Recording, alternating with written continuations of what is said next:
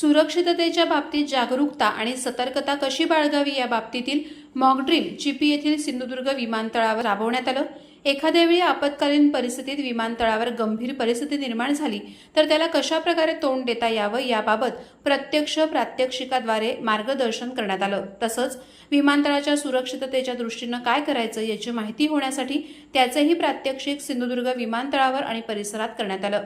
यावेळी महाराष्ट्र औद्योगिक विकास मंडळ कुडाळ, अग्निशमन दल, प्राथमिक आरोग्य केंद्र परुळेची रुग्णवाहिका आणि रुग्णसेविका तसंच सिंधुदुर्ग विमानतळ प्रशासन यांनी यात सहभाग घेतला।